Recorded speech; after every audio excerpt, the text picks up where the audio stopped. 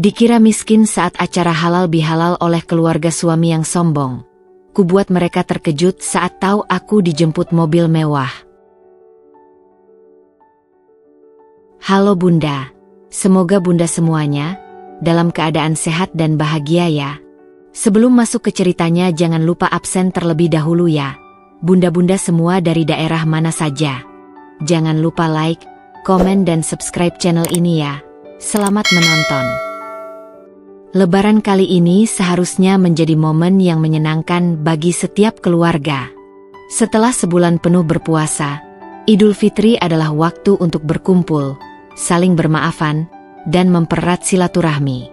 Namun, bagiku, ada perasaan lain yang mengganjal di hati saat menerima undangan dari keluarga besar Mas Tony. Bukan karena aku tidak ingin bertemu mereka, tetapi karena aku tahu betul bagaimana mereka memandangku sejak awal pernikahan kami. Sejujurnya, aku bukan berasal dari keluarga yang benar-benar sederhana. Aku tumbuh di lingkungan yang cukup berada, tapi orang tuaku selalu menanamkan nilai-nilai kesederhanaan dan kerja keras. Berbeda dengan keluarga Mas Tony yang gemar menilai seseorang dari seberapa mewah rumahnya, seberapa mahal barang yang dikenakan, dan seberapa tinggi status sosialnya. Sejak pertama kali aku menikah dengan Mas Tony, aku bisa merasakan bahwa mereka tidak benar-benar menerima kehadiranku dengan tulus. Bu Sri, mertuaku, selalu memberikan komentar yang seolah-olah meragukan kemampuanku sebagai istri bagi anaknya. Kamu yakin bisa hidup dengan Tony? Keluarga kami punya standar tertentu. Loh. Itu adalah kalimat yang pernah kudengar dari Bu Sri saat awal menikah. Saat undangan halal bihalal itu tiba, aku sempat berpikir untuk menolak dengan alasan lain, tapi Mas Tony menatapku dengan harapan. Sayang, aku tahu kamu gak nyaman, tapi ini cuma beberapa jam saja. Setelah itu kita pulang, oke? Katanya dengan nada lembut. Aku tidak ingin membuatnya kecewa, jadi aku mengangguk. Ketika hari yang ditentukan tiba, aku memilih mengenakan gamis polos berwarna pastel dengan jilbab yang senada. Tidak ada perhiasan mencolok atau tas mahal yang kugunakan. Bukan karena aku tidak mampu, tetapi karena aku tidak suka berlebihan. Bagiku, kenyamanan lebih penting daripada kesan glamor yang dipaksakan. Namun, dalam hati, aku sudah bisa membayangkan bagaimana reaksi keluarga Mas Tony ketika melihat penampilanku yang jauh dari standar mereka. Perjalanan menuju rumah keluarga Mas Tony terasa sedikit menegangkan. Mas Tony menggenggam tanganku erat seolah tahu bahwa aku tidak sepenuhnya nyaman. Aku ada di sampingmu, jangan khawatir, ucapnya. Aku tersenyum kecil dan mengangguk, mencoba menenangkan diri. Begitu kami tiba di rumah keluarga Mas Tony, yang lebih tepat disebut sebagai rumah megah, aku kembali diingatkan akan perbedaan antara keluargaku dan mereka. Rumah itu berdiri megah dengan halaman luas yang dipenuhi mobil-mobil mewah tamu yang sudah lebih dulu datang. Aku menarik napas dalam-dalam sebelum akhirnya melangkah masuk bersama Mas Tony. Aku baru saja melangkah ke dalam rumah ketika hawa ketidaknyamanan mulai terasa semakin kuat. Suasana rumah megah itu dipenuhi dengan kerabat dan sanak saudara dari keluarga besar Mas Tony. Ornamen mewah menghiasi setiap sudut ruangan, dari lampu kristal yang menggantung di langit-langit hingga perabotan kayu jati yang terlihat mengkilap. Aroma makanan mahal tercium dari ruang makan, menandakan jamuan yang sudah disiapkan dengan penuh kemewahan. Namun, bukan kemegahan itu yang menarik perhatianku, melainkan cara orang-orang di sana mulai memperhatikanku dengan tatapan yang membuatku merasa seperti orang asing. Bu Sri, mertuaku, masih duduk dengan anggun di sofa utama, dikelilingi beberapa saudara yang sibuk mengobrol dengannya. Matanya langsung tertuju padaku saat aku dan Mas Tony mendekat. Aku bisa melihat jelas bagaimana tatapannya menelusuri penampilanku, seolah sedang menilai seberapa pantas aku berada di sana. Aku sudah menduga hal ini akan terjadi, tapi tetap saja, rasanya tidak menyenangkan ketika seseorang menatapmu seolah-olah kau bukan bagian dari keluarga mereka. Dinda, bajumu sederhana sekali, kata Bu Sri akhirnya, dengan nada yang terdengar halus namun syarat dengan makna tersembunyi. Biasanya orang pakai yang lebih bagus saat acara keluarga seperti ini. Aku berusaha tetap tersenyum meski dalam hati mulai merasa tidak nyaman. Saya lebih suka pakaian yang nyaman, Bu, jawabku singkat, tidak ingin membalas lebih dari yang diperlukan. Namun, aku bisa melihat bagaimana ekspresi Bu Sri sedikit berubah, seakan tidak puas dengan jawabanku. Di sebelahnya, Kak Sari yang sejak tadi diam, ikut menyindir dengan senyum tipis di wajahnya. Iya, apalagi kalau dananya terbatas. Yang penting masih bisa datang, ya. Aku hampir tersedak mendengar kata-katanya. Bukan karena aku tidak terbiasa dengan komentar pedas, tapi karena begitu mudahnya mereka menghakimi tanpa tahu apa-apa tentang hidupku. Aku memang memilih untuk tidak memamerkan harta atau memakai barang mahal, tapi bukan berarti aku tidak mampu. Dalam hati aku bertanya-tanya, apakah bagi mereka, seseorang hanya bisa dihormati jika memakai pakaian bermerek dan perhiasan mencolok? Aku mencoba tetap tenang, menarik napas dalam-dalam sebelum membalas. Iya, yang penting bisa bersilaturahmi. Itu lebih penting daripada sekadar pakaian, kan? Aku bisa melihat sekilas bagaimana wajah Kak Sari sedikit berubah. Mungkin tidak menyangka aku akan membalasnya dengan kalimat yang menusuk balik. Namun, sebelum dia sempat membalas, Tante Siska tiba-tiba menimpali dengan nada yang tidak kalah tajam. Tapi memang ya, kalau jadi bagian dari keluarga besar seperti ini, harusnya bisa menyesuaikan diri. Apalagi kalau nanti sering hadir di acara-acara besar. Pakaian dan penampilan itu penting. Loh, Dinda. Supaya nggak kelihatan berbeda. Aku mengerti maksud dari kata berbeda yang diucapkannya. Dia ingin mengatakan bahwa aku tampak tidak selevel dengan mereka. Aku tersenyum tipis, menatapnya langsung, lalu menjawab dengan nada santai. Oh, tentu. Tapi saya pikir, kehadiran dan akhlak lebih penting dari sekadar pakaian, Tante. Kali ini, aku bisa melihat bagaimana ekspresi Tante Siska berubah sedikit kesal. Dia tidak menyangka aku bisa menjawab dengan santai tanpa terlihat tersinggung. Aku memang bukan tipe yang suka berdebat, tapi aku juga tidak suka diinjak-injak. Jika mereka terus berusaha merendahkanku, aku tidak akan tinggal diam. Mas Tony yang sejak tadi diam di sampingku, akhirnya membuka suara. Yang penting Dinda datang ke sini untuk silaturahmi, bukan untuk fashion show. Bukankah itu inti dari halal bihalal? Kalimat Mas Tony terdengar jelas, dan suasana tiba-tiba terasa sedikit canggung. Aku bisa melihat bagaimana beberapa anggota keluarga lain yang sedari tadi mendengarkan mulai saling berbisik. Sepertinya mereka tidak menyangka bahwa Mas Tony akan membelaku. Namun, Bu Sri tampaknya tidak ingin kehilangan muka. Dengan suara yang masih tenang, dia berkata, "Ya, tentu saja silaturahmi itu penting. Tapi tetap saja, kita juga harus menyesuaikan diri dengan lingkungan, kan?" Aku tahu ini masih bagian dari cara halusnya untuk menyindirku. Aku tidak menjawab, hanya tersenyum tipis dan mengangguk kecil. Aku tidak ingin terus berdebat karena aku tahu, tidak ada gunanya membalas mereka saat ini.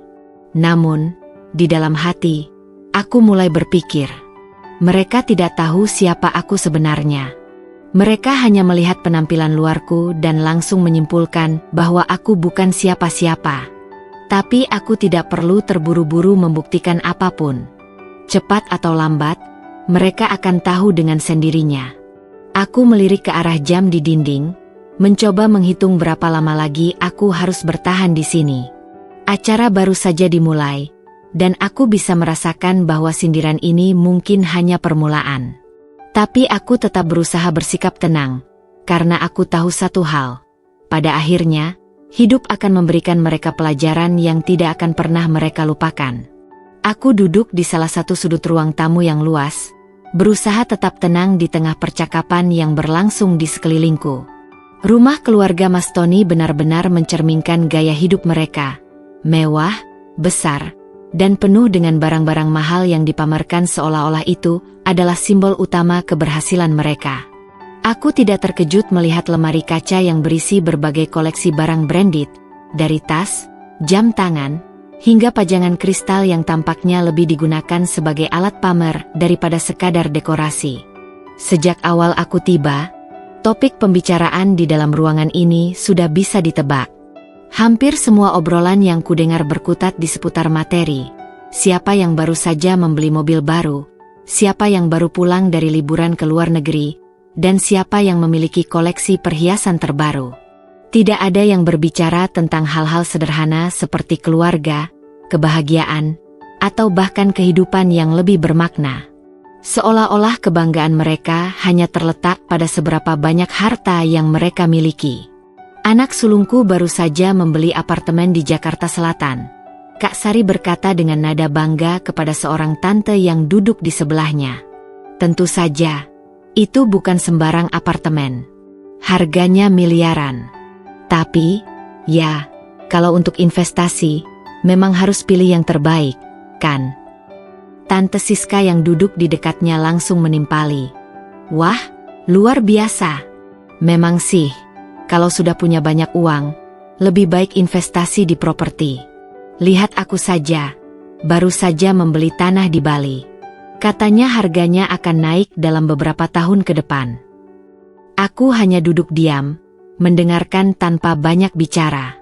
Aku bukan tipe orang yang suka menanggapi percakapan semacam ini. Bagiku, kesuksesan tidak selalu harus diumbar-umbar. Dan kekayaan tidak selalu harus dijadikan topik utama dalam setiap obrolan. Tapi di sini, aku merasa seperti orang aneh karena tidak ikut serta dalam ajang pamer mereka.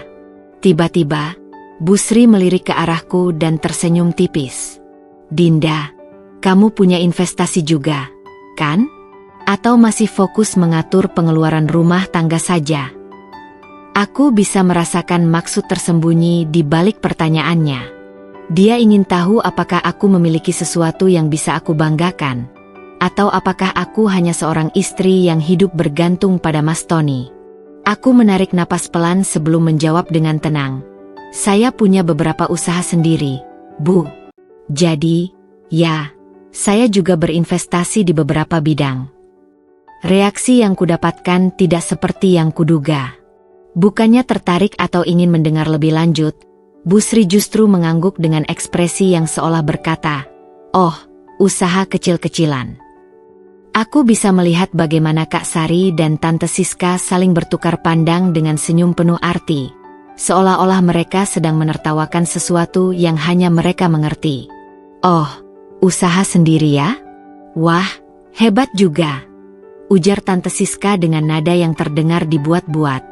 Tapi memang sih, zaman sekarang banyak ibu rumah tangga yang berusaha mandiri. Ya, meskipun sekadar bisnis kecil-kecilan, tetap bagus untuk mengisi waktu, kan? Aku tersenyum kecil. Aku tahu, bagi mereka, bisnis yang tidak menghasilkan pameran kekayaan yang mencolok pasti dianggap tidak signifikan. Mereka mungkin berpikir usahaku hanyalah sekadar jualan kecil-kecilan yang tidak ada nilainya dibandingkan dengan kehidupan mewah mereka.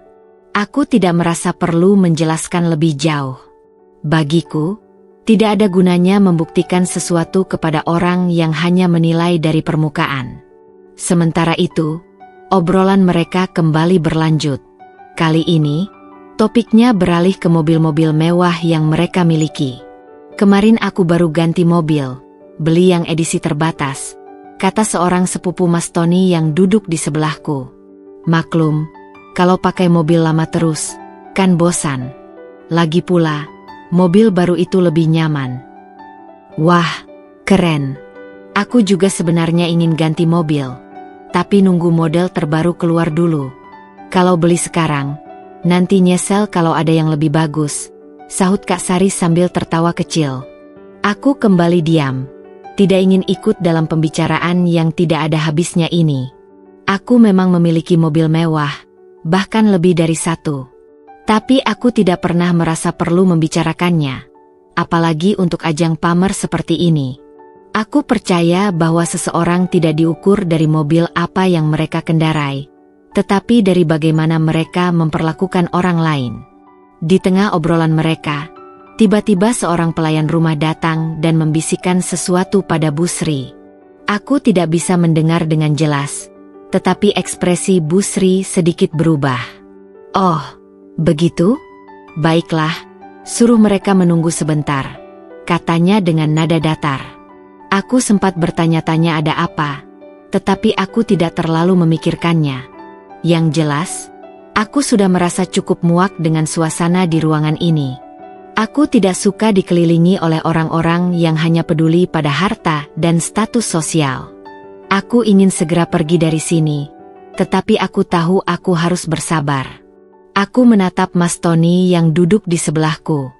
Dia terlihat tidak nyaman, sama sepertiku. Aku tahu dia juga tidak suka dengan sikap keluarganya, tetapi sebagai anak, dia tetap mencoba bersikap sopan. Aku bisa merasakan genggaman tangannya di jemariku, seolah memberi isyarat bahwa dia mengerti perasaanku. Aku menarik napas dalam-dalam dan berusaha mengabaikan semua pembicaraan tentang kekayaan ini. Aku tahu bahwa pada akhirnya, mereka akan mendapatkan pelajaran dari sikap mereka sendiri. Kesombongan tidak akan bertahan selamanya. Dan aku yakin, akan tiba waktunya di mana mereka harus menghadapi kenyataan bahwa hidup tidak selalu tentang pamer harta. Untuk saat ini, aku memilih diam. Tapi nanti, ketika saatnya tiba, aku akan menunjukkan kepada mereka bahwa mereka telah salah menilaiku. Setelah hampir 1 jam mendengarkan percakapan penuh pamer dari keluarga Mas Tony, aku akhirnya merasa sedikit lega ketika para pelayan rumah mulai menyiapkan meja makan. Ini adalah kesempatan bagiku untuk mengalihkan perhatian dari topik pembicaraan yang membuatku muak. Namun, di lubuk hati, aku tahu bahwa makan malam ini tidak akan berlangsung dengan tenang. Jika sejak awal aku sudah mendapat banyak sindiran, maka di meja makan nanti, mereka pasti akan semakin bebas melontarkan kata-kata yang menusuk. Meja makan di rumah keluarga Mas Tony sangat panjang, dengan taplak meja berwarna putih bersih yang dihiasi ornamen emas di setiap sisinya. Di atasnya, berbagai hidangan mewah tersaji dengan rapi. Ada daging wagyu, lobster, dan berbagai makanan berkelas lainnya yang biasa hanya kulihat di restoran bintang 5. Aku diam-diam tersenyum dalam hati, bukan karena terkesan, tetapi karena aku tahu ini adalah bagian dari kebiasaan mereka. Mereka tidak hanya makan untuk mengenyangkan perut, tapi juga untuk menunjukkan status sosial mereka. Aku dan Mas Tony mengambil tempat duduk di sisi meja, sementara Bu Sri duduk di ujung sebagai tuan rumah. Kak Sari dan Tante Siska duduk tidak jauh dariku, yang membuatku merasa sedikit tidak nyaman. Aku bisa merasakan tatapan mereka sesekali mengarah padaku, seakan menunggu kesempatan untuk kembali menyindirku. Saat pelayan mulai menuangkan minuman ke dalam gelas-gelas kristal yang berkilauan, Bu Sri berdehem pelan sebelum berbicara. "Kita semua berkumpul di sini dalam suasana lebaran. Jadi mari kita nikmati kebersamaan ini," katanya dengan senyum anggun. Aku sempat berpikir mungkin makan malam ini akan berjalan dengan damai, tetapi harapanku langsung pupus ketika Kak Sari membuka mulut. "Dinda, kamu pasti jarang ya makan makanan seperti ini? Maklum, harganya lumayan mahal. Tidak semua orang terbiasa dengan hidangan seperti ini," katanya dengan nada yang terdengar polos, tetapi aku tahu maksud tersembunyi di balik ucapannya. Aku menatapnya sejenak dan tersenyum tipis. "Oh, tidak juga. Saya sudah cukup sering mencoba makanan seperti ini. Tapi, jujur saja, saya lebih suka makanan rumahan yang sederhana. Rasanya lebih enak dan lebih nyaman di perut." Aku bisa melihat alis Kak Sari sedikit terangkat. Dia mungkin tidak mengira aku akan menjawab dengan santai tanpa terlihat tersinggung. Tante Siska ikut menimpali. "Ya, itu sih karena belum terbiasa dengan makanan mahal. Tapi nanti kalau sudah sering makan di tempat-tempat kelas atas, mungkin selera Dinda akan berubah." Aku hampir tertawa mendengar ucapannya. Aku sudah berkeliling ke berbagai negara dan makan di restoran-restoran terbaik, Tetapi aku tidak merasa perlu membanggakan hal itu di depan mereka. Aku hanya tersenyum dan mengangguk, membiarkan mereka berpikir sesuka hati. Sementara itu, Bu Sri tampaknya ingin ikut dalam percakapan. Dinda, kamu kan katanya punya usaha sendiri. Boleh tahu usahanya di bidang apa? Aku menatapnya sejenak. Aku tahu ini adalah pertanyaan jebakan. Jika aku menjawab sesuatu yang terdengar biasa saja, mereka pasti akan menganggap remeh. Jika aku membesar-besarkan, mereka akan berpikir aku hanya mencari perhatian. Saya punya beberapa bisnis di bidang retail dan properti, Bu. Ada beberapa toko dan juga beberapa proyek investasi. Jawabku dengan tenang. Aku bisa melihat perubahan ekspresi di wajah Bu Sri, Kak Sari, dan Tante Siska. Mereka tampak terkejut, meskipun berusaha menutupi keterkejutan mereka dengan tetap bersikap seolah-olah itu bukan hal yang luar biasa. Oh, properti ya? Kata Kak Sari sambil tersenyum sinis. Tapi pasti masih dalam skala kecil, kan? Bisnis properti itu tidak mudah, butuh modal besar. Aku tersenyum. Alhamdulillah, cukup besar. Saya bekerja sama dengan beberapa investor dan sudah memiliki beberapa aset yang menghasilkan. Tante Siska tampak sedikit gelisah. Sepertinya dia tidak menyangka bahwa aku memiliki bisnis yang lebih dari sekadar usaha kecil-kecilan, seperti yang mereka kira. Namun, bukannya mengakui, dia justru mencoba mengalihkan pembicaraan. Tapi tetap saja, kalau bicara soal properti, yang paling sukses di keluarga ini ya Kak Sari. Dia baru saja membeli rumah mewah di kawasan elit, katanya sambil melirik ke arah Kak Sari. Aku hanya tersenyum tipis, tidak tertarik untuk ikut dalam perlombaan siapa yang lebih kaya. Aku tahu mereka tidak benar-benar peduli dengan kesuksesanku. Yang mereka pedulikan hanyalah bagaimana cara mereka tetap terlihat lebih unggul dariku. Sementara makan malam berlangsung, aku terus mendapat sindiran-sindiran halus dari mereka, tetapi aku tetap bersikap santai. Aku tahu, semakin aku tidak terpancing, semakin mereka kesal karena tidak bisa membuatku merasa rendah diri. Namun, aku tidak perlu membalas dengan kata-kata. Sebentar lagi, mereka akan melihat sendiri kenyataan yang akan membuat mereka terkejut. Dan saat itu tiba, aku ingin melihat bagaimana reaksi mereka. Makan malam akhirnya selesai, dan kami semua kembali ke ruang tamu. Aku merasa sedikit lega karena setidaknya aku tidak perlu lagi berpura-pura menikmati percakapan penuh pamer yang mereka lakukan di meja makan. Namun, aku tahu bahwa sindiran dan sikap meremehkan mereka belum berakhir. Aku duduk di sofa di samping Mas Tony, sementara Bu Sri, Kak Sari, dan Tante Siska masih asyik mengobrol. Sekilas aku bisa melihat mereka melirik ke arahku, seolah sedang menunggu kesempatan berikutnya untuk kembali menyindir. Dinda, tadi kamu bilang punya bisnis di bidang properti dan retail, ya? Tiba-tiba Bu Sri membuka percakapan, kali ini dengan nada yang terdengar lebih serius. Kalau boleh tahu, berapa besar omsetnya? Aku bisa merasakan bahwa pertanyaannya ini bukan karena dia benar-benar tertarik, melainkan untuk mengujiku. Jika aku menyebut angka kecil, mereka pasti akan semakin meremehkan. Jika aku menyebut angka besar, mereka mungkin akan menuduhku membual. Aku tersenyum tipis, tetap menjaga ekspresi tenang. Alhamdulillah, cukup untuk menghidupi keluarga dan memberikan kenyamanan dalam hidup kami. Aku sengaja tidak menyebut angka pasti, karena aku tahu, tidak ada gunanya memberi mereka kepuasan dengan jawaban yang bisa mereka jadikan bahan perbandingan. Namun, sepertinya mereka tidak puas dengan jawabanku yang diplomatis. Oh, jadi masih dalam tahap berkembang ya? Kata Kak Sari dengan nada meremehkan. Memang butuh waktu lama untuk bisa benar-benar sukses di dunia bisnis. Tidak semua orang bisa bertahan. Aku bisa merasakan nada merendahkan dalam ucapannya. Mereka masih menganggap bahwa bisnis yang kumiliki hanyalah usaha kecil-kecilan yang belum benar-benar berhasil. Tante Siska ikut menimpali. Iya, Soalnya sekarang banyak orang coba-coba bisnis, tapi akhirnya bangkrut karena tidak bisa mengelola keuangan dengan baik.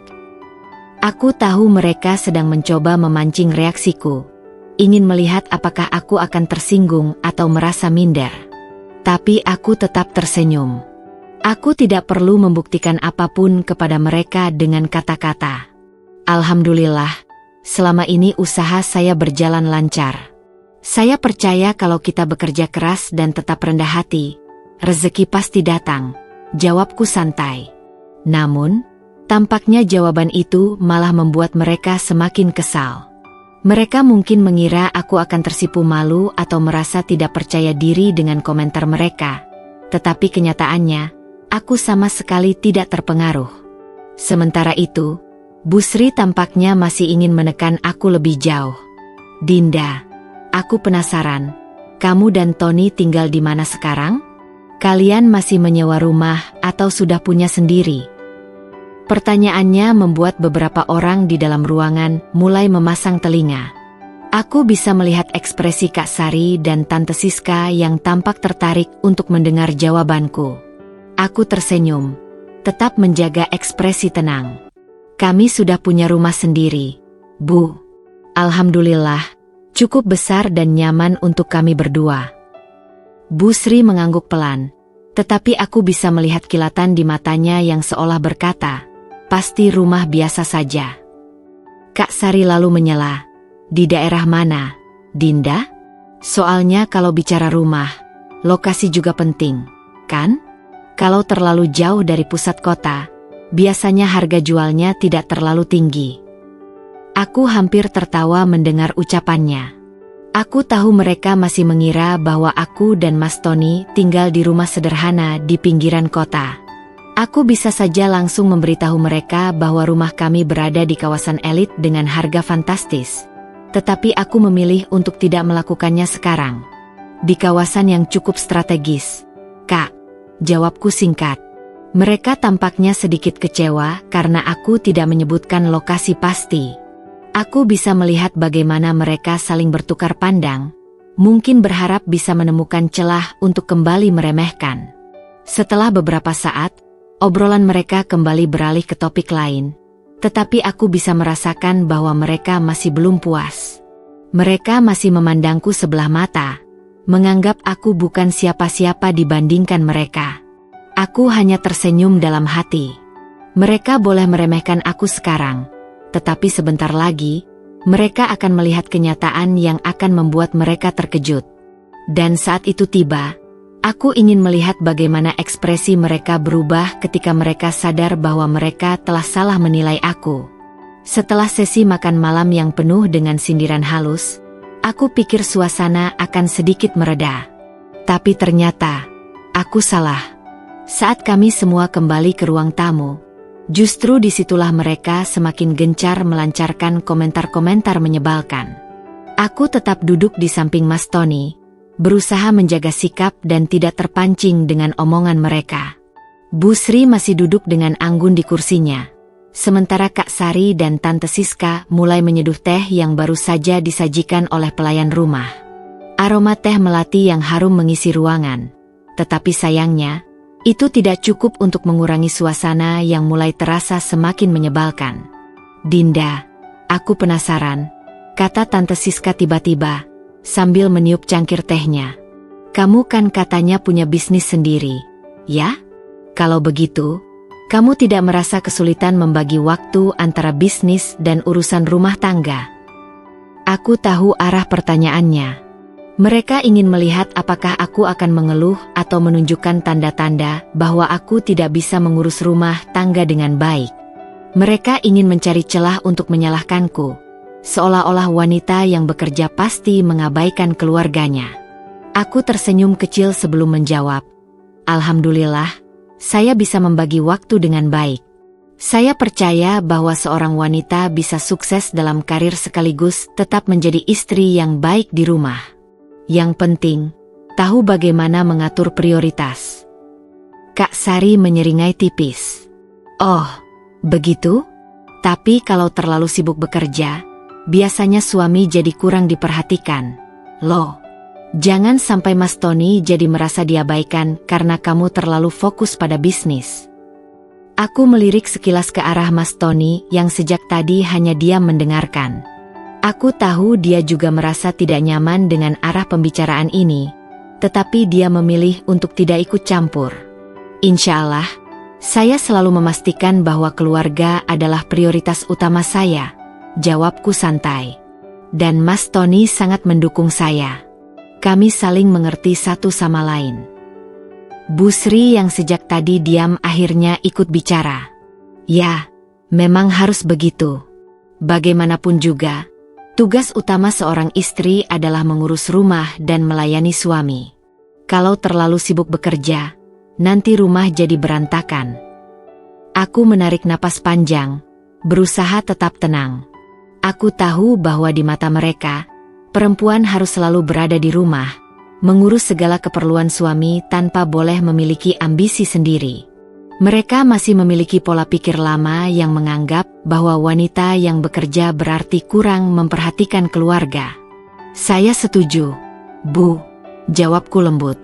Tapi saya percaya bahwa seorang istri juga bisa berkontribusi dalam hal lain, tidak hanya dalam urusan rumah tangga. Apalagi kalau suami mendukung, pasti semuanya bisa berjalan dengan baik. Aku bisa melihat bagaimana ekspresi Bu Sri sedikit berubah. Sepertinya dia tidak menyangka bahwa aku akan tetap tenang menghadapi setiap sindiran mereka. Namun, ternyata itu belum selesai. Kak Sari masih ingin menekan lebih jauh. Oh iya, Dinda. Aku dengar tadi kalian belum punya anak, ya? Pertanyaannya langsung membuat suasana sedikit hening. Aku tahu ini pasti akan muncul cepat atau lambat. Dalam lingkungan keluarga seperti ini, seorang istri akan selalu dinilai dari seberapa cepat dia bisa memberikan keturunan. Aku tersenyum kecil, meskipun di dalam hati aku merasa sedikit tidak nyaman. Iya, Kak. Kami masih menikmati waktu berdua dulu. Insya Allah, kalau sudah waktunya, pasti akan diberi rezeki. Tante Siska terkekeh kecil. Tapi jangan lama-lama. Loh, nanti malah sulit. Apalagi kalau kamu sibuk bekerja terus, stres bisa menghambat kehamilan. Aku tahu mereka sedang berusaha menyudutkanku, seolah-olah kesibukanku dalam bekerja adalah alasan mengapa aku belum memiliki anak. Padahal, urusan keturunan bukan sesuatu yang bisa diatur sesuka hati. Mas Tony akhirnya angkat bicara. Kami sudah berusaha yang terbaik, Tante. Lagi pula, setiap pasangan punya perjalanan masing-masing. Kami percaya kalau waktunya tepat, pasti akan diberikan. Aku menoleh ke arahnya dan tersenyum. Aku sangat menghargai bahwa dia selalu ada di sisiku, tidak membiarkan aku menghadapi semua ini sendirian. Namun, sepertinya keluarga Mas Tony masih belum puas. Bu Sri menatapku dengan tatapan penuh arti sebelum berkata, "Ya, semoga saja segera diberi momongan. Soalnya, dalam keluarga kami, keturunan itu sangat penting. Kalau terlalu lama menunda, nanti bagaimana?" Aku tahu maksudnya.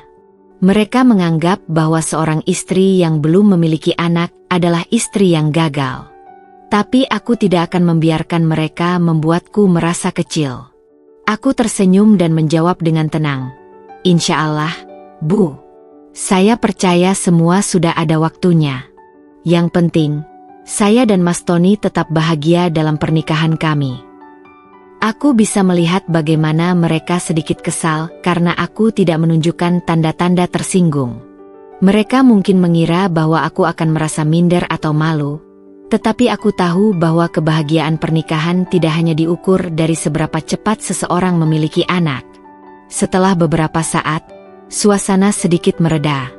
Namun, aku tahu bahwa di balik semua ini, mereka masih memandangku sebelah mata. Mereka masih menganggap bahwa aku bukan siapa-siapa dibandingkan mereka. Tapi sebentar lagi, semua akan berubah. Sebentar lagi, mereka akan melihat sendiri bahwa mereka telah salah menilaiku. Aku hanya perlu bersabar sedikit lagi. Suasana di ruang tamu semakin membuatku jengah.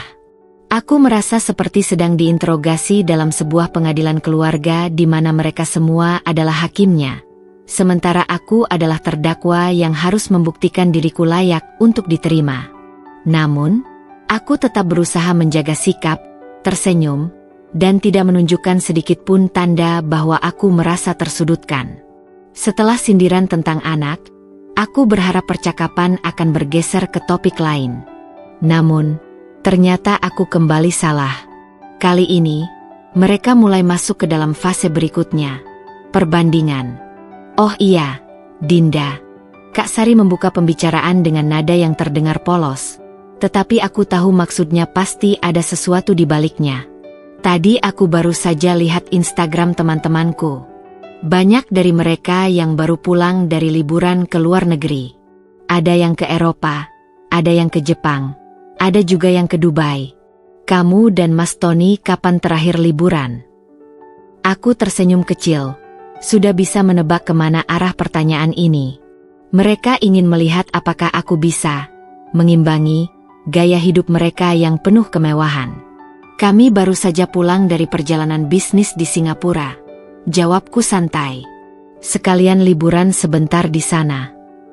Kak Sari mengangkat alisnya. Seolah-olah jawaban itu tidak cukup memuaskan. Oh, Singapura, ya? Dekat banget, sih.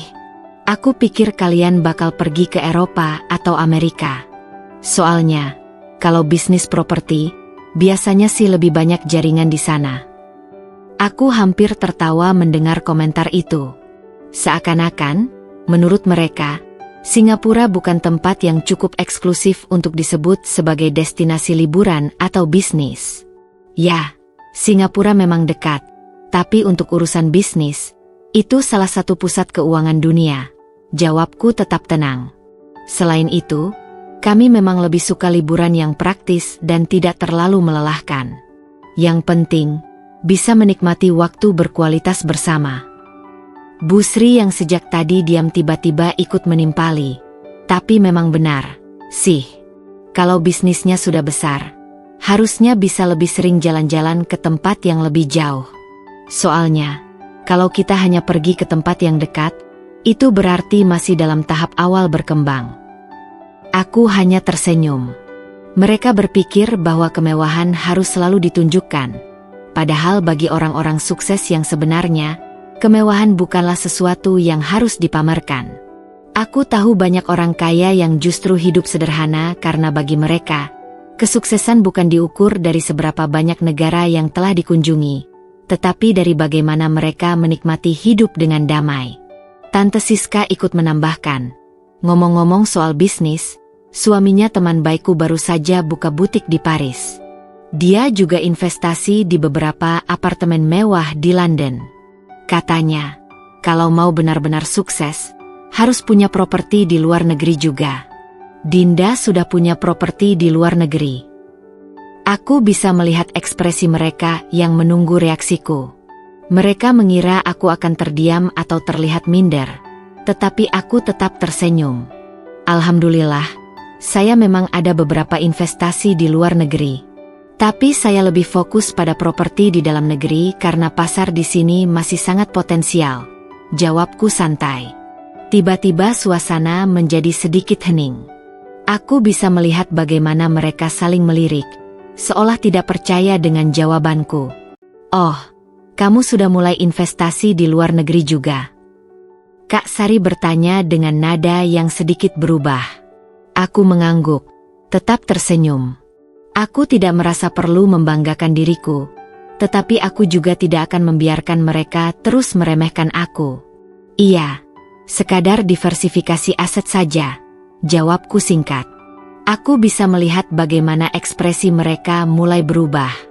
Mereka tidak menyangka bahwa aku bisa memberikan jawaban yang membuat mereka terdiam. Sejak awal, mereka mengira aku hanyalah istri biasa yang tidak memiliki pencapaian besar. Tetapi sekarang, mereka mulai menyadari bahwa mereka telah salah menilaku. Namun, alih-alih mengakui bahwa mereka salah, mereka justru berusaha mengalihkan topik pembicaraan. Ya, yang penting kita tetap rendah hati. Ya, kata Bu Sri akhirnya. Kesuksesan itu tidak perlu dibicarakan terus-menerus. Kadang, kalau terlalu sering dipamerkan, malah bisa jadi bumerang. Aku hampir tertawa mendengar ucapannya. Mereka yang sejak tadi pamer harta dan membandingkan segala hal kini tiba-tiba berbicara tentang rendah hati. Aku hanya mengangguk pelan, tidak ingin memperpanjang perdebatan. Namun dalam hati, aku tahu bahwa sebentar lagi mereka akan benar-benar terkejut. Sebentar lagi, mereka akan menyaksikan sesuatu yang tidak pernah mereka duga. Aku hanya perlu menunggu saat yang tepat untuk menunjukkan kenyataan yang akan mengubah cara pandang mereka terhadapku. Aku mulai merasa lelah dengan percakapan yang terus berputar pada topik perbandingan dan kesombongan. Sejak awal, aku sudah tahu bahwa keluarga suamiku memiliki kebiasaan meremehkan orang lain berdasarkan status sosial dan harta yang dimiliki. Namun, aku tidak menyangka mereka akan seintens ini dalam menyudutkanku.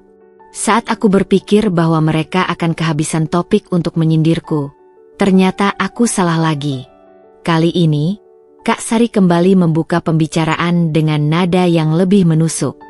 "Dinda, kalau aku tidak salah dengar, kamu dulu bukan berasal dari keluarga berada, ya?"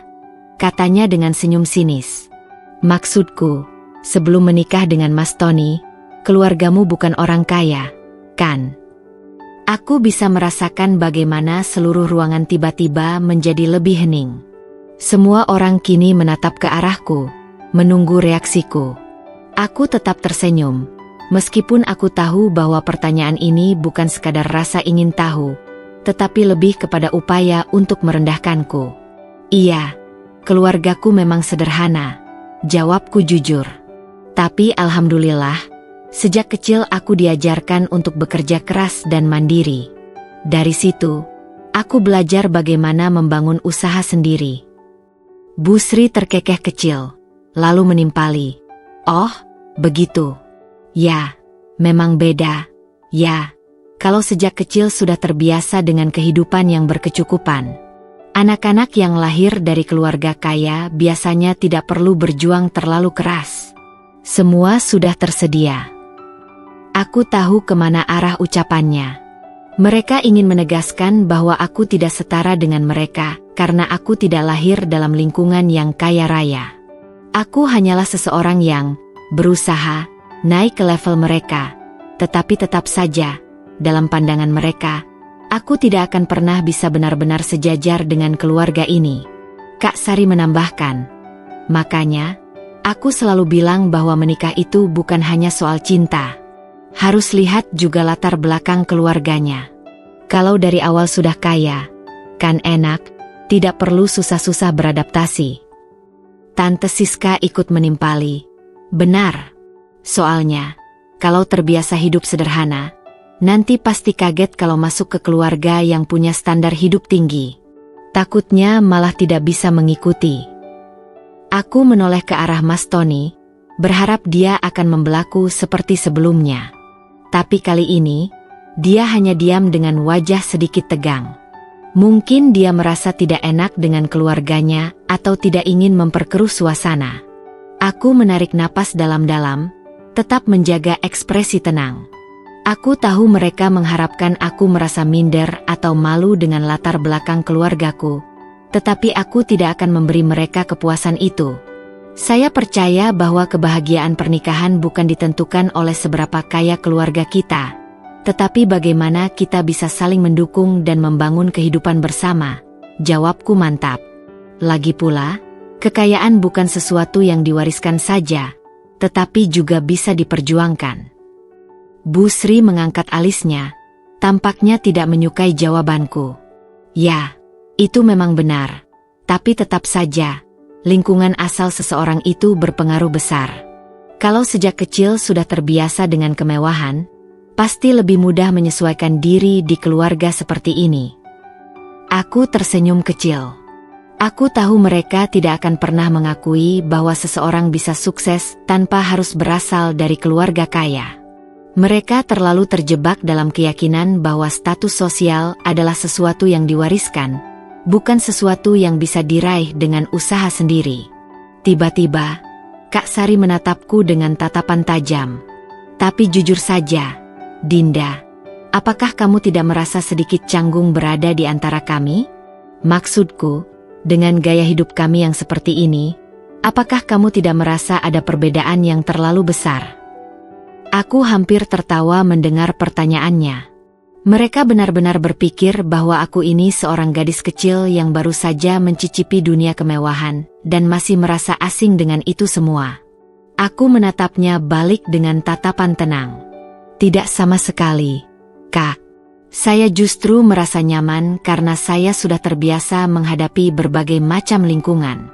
Baik saat saya masih sederhana, maupun sekarang ketika bisnis saya berkembang. Aku bisa melihat perubahan ekspresi di wajah mereka. Mereka tidak menyangka aku akan menjawab dengan begitu percaya diri. Sepertinya, mereka masih berharap aku akan menunjukkan tanda-tanda minder atau merasa tidak pantas berada di tengah-tengah mereka. Namun, sebelum ada yang bisa berkata lagi, ponselku bergetar. Aku melihat sebuah pesan masuk dari sopir pribadiku, memberitahukan bahwa mobilku sudah sampai di depan rumah. Aku tersenyum dalam hati. Sebentar lagi, mereka akan melihat sesuatu yang akan benar-benar mengubah pandangan mereka terhadapku. Aku menoleh ke arah Mas Tony dan berkata dengan lembut, "Sayang, sepertinya sudah saatnya kita pulang. Mobil jemputan kita sudah datang." Aku bisa melihat bagaimana keluarga suamiku saling bertukar pandang. Mereka tampak bingung sekaligus penasaran. Aku tahu mereka pasti mengira bahwa aku hanya dijemput oleh mobil biasa. Tapi mereka akan segera menyadari bahwa mereka telah salah menilaiku selama ini. Suasana di ruang tamu masih terasa tegang ketika aku dan Mas Tony bersiap untuk pulang. Keluarga suamiku masih duduk di tempat mereka masing-masing, menatapku dengan ekspresi penasaran. Sejak tadi, mereka telah berusaha merendahkanku dengan berbagai cara, mulai dari membandingkan gaya hidup, mempertanyakan latar belakang keluargaku, hingga menyindir statusku sebagai wanita yang bekerja. Namun, aku tetap tenang. Aku tahu, sebentar lagi mereka akan menyaksikan sesuatu yang akan membuat mereka terdiam. Aku berdiri perlahan, merapikan pakaian, lalu menoleh ke arah Bu Sri. "Terima kasih banyak untuk jamuannya, Bu. Makanan yang Ibu sajikan tadi enak sekali." Aku berbicara dengan nada sopan, meskipun aku tahu, di balik senyumnya, beliau masih menganggapku bukan siapa-siapa. Bu Sri mengangguk kecil dengan ekspresi datar. "Iya, sama-sama, Dinda. Lain kali kalau ada acara keluarga lagi, jangan sungkan untuk datang." Dari nada suaranya, aku bisa menangkap bahwa undangan itu lebih bersifat formalitas daripada ketulusan. Aku hanya tersenyum, lalu menggamit lengan Mas Tony. Tante Siska yang sejak tadi ikut menyindirku tiba-tiba bersuara, "Loh, Dinda, kalian pulang naik apa? Pakai mobil Tony, kan?" Aku menggeleng pelan. "Enggak, Tante. Tadi aku sudah minta mobil jemputan untuk datang ke sini." Ekspresi mereka langsung berubah. Aku bisa melihat Kak Sari menatapku dengan alis berkerut, tampak tidak puas dengan jawabanku. Mungkin mereka mengira aku hanya akan dijemput oleh mobil biasa, sesuatu yang menurut standar mereka pasti biasa saja. Kami berjalan ke pintu depan, dan saat pintu terbuka, suara mesin halus yang sangat khas menyambut telinga kami. Aku bisa merasakan bagaimana mata keluarga suamiku langsung membesar saat melihat kendaraan yang menunggu di depan rumah mereka. Sebuah mobil mewah berwarna hitam mengilap terparkir dengan gagah. Cahaya lampu rumah memantulkan kilaunya dengan sempurna. Dengan desain yang elegan dan tampilan yang begitu eksklusif, mobil itu bukanlah jenis kendaraan yang dimiliki oleh sembarang orang. Seorang sopir dengan seragam rapi segera keluar dari kursi pengemudi, berjalan ke arahku dengan sopan, lalu membukakan pintu belakang. "Selamat malam, Bu Dinda, Pak Tony," sapanya dengan hormat. Aku mengangguk dan tersenyum, melangkah mendekati mobil dengan tenang. Dari sudut mataku, Aku bisa melihat ekspresi keluarga Mas Tony yang berubah drastis. Bu Sri tampak terkejut, bibirnya sedikit terbuka, tetapi tidak mengeluarkan suara. Kak Sari yang biasanya selalu penuh percaya diri kini tampak kehilangan kata-kata. Tante Siska bahkan tampak menelan ludah, seakan tidak percaya dengan apa yang baru saja mereka lihat. Aku tahu mereka semua pasti sedang berpikir keras. Bagaimana mungkin aku, yang sejak tadi mereka anggap biasa saja, bisa dijemput oleh mobil semewah ini? Mereka telah mengira bahwa aku hanyalah wanita sederhana yang kebetulan menikah dengan Tony. Tetapi kenyataan yang mereka lihat saat ini benar-benar bertolak belakang dengan anggapan mereka.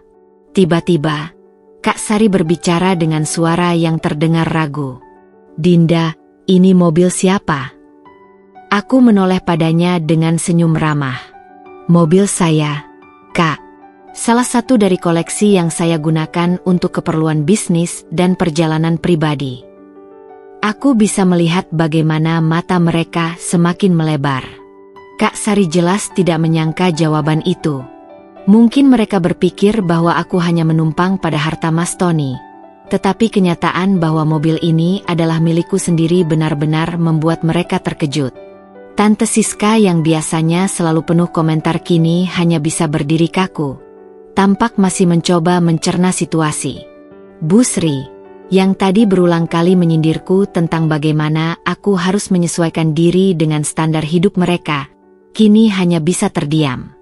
Mas Tony, yang berdiri di sampingku, tersenyum kecil dan menatapku dengan bangga. Aku tahu dia sudah lama ingin mengatakan pada keluarganya bahwa mereka selama ini salah menilaiku. Tetapi dia memilih untuk membiarkanku membuktikan sendiri tanpa perlu banyak bicara. Aku melangkah perlahan ke arah mobil. Tetapi sebelum masuk, aku menoleh sekali lagi ke arah mereka. "Terima kasih sekali lagi untuk malam ini. Semoga kita bisa bertemu lagi di lain kesempatan." Aku bisa melihat bagaimana mereka masih terlihat bingung, seolah masih berusaha menerima kenyataan bahwa aku bukanlah orang yang bisa mereka remehkan begitu saja. Saat aku dan Mas Tony masuk ke dalam mobil, pintu ditutup dengan lembut oleh sopirku. Mesin mobil kembali dihidupkan, lalu perlahan melaju meninggalkan rumah besar itu. Aku menoleh ke arah Mas Tony dan tersenyum. Sepertinya mereka tidak menyangka, ya? Mas Tony terkekeh pelan. "Jujur, aku juga ingin lihat ekspresi mereka tadi sekali lagi. Aku yakin mereka masih syok." Aku hanya mengangguk. Aku tahu bahwa setelah malam ini, keluarga Mas Tony tidak akan lagi melihatku dengan sebelah mata. Mereka telah menghabiskan begitu banyak waktu untuk meremehkanku. Tetapi pada akhirnya, mereka harus menerima kenyataan bahwa aku bukanlah orang yang bisa dipandang rendah. Dan yang paling memuaskan adalah, aku tidak perlu berkata banyak untuk membuktikannya. Aku hanya perlu membiarkan mereka melihat sendiri kenyataan yang ada. Malam itu, saat mobil mewahku melaju meninggalkan rumah keluarga suami, aku masih bisa membayangkan ekspresi terkejut mereka. Senyum kecil muncul di bibirku. Bukan karena ingin menyombongkan diri, tetapi karena aku tahu bahwa malam ini adalah tamparan bagi mereka yang sejak awal meremehkanku. Di dalam mobil, Mas Tony menggenggam tanganku erat. "Aku tahu ini pasti melelahkan buatmu," katanya dengan suara lembut. "Aku minta maaf karena keluargaku bersikap seperti itu." Aku menggeleng pelan. "Aku sudah terbiasa, Mas. Aku tahu dari awal mereka tidak akan langsung menerimaku." Mas Tony menghela napas panjang. "Aku memang lahir di keluarga kaya, tapi jujur aku tidak suka cara mereka memandang orang berdasarkan harta. Aku tahu siapa kamu, Dinda. Aku tahu usahamu, kerja kerasmu, dan aku bangga sama kamu." Aku tersenyum dan menyandarkan kepalaku di bahunya. Meski perlakuan keluarga suami tidak menyenangkan, aku bersyukur karena setidaknya aku memiliki suami yang selalu mendukungku. Itu sudah lebih dari cukup. Namun, apa yang terjadi malam itu ternyata belum berakhir.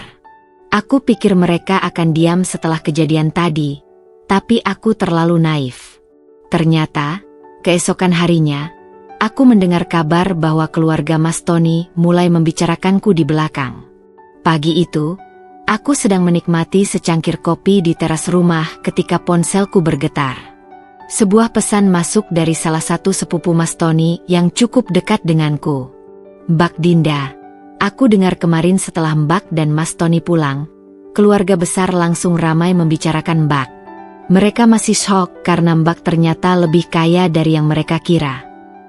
Aku menghela napas panjang dan mengetik balasan. "Oh ya? Mereka bilang apa?"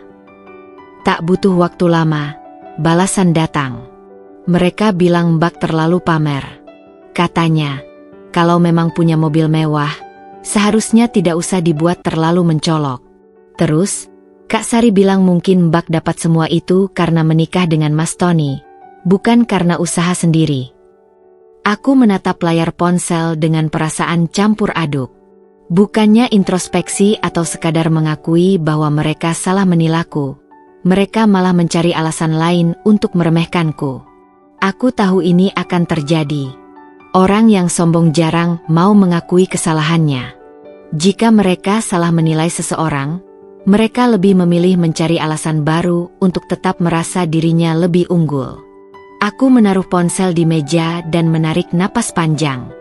Mas Tony yang duduk di sampingku menyadari perubahan ekspresiku.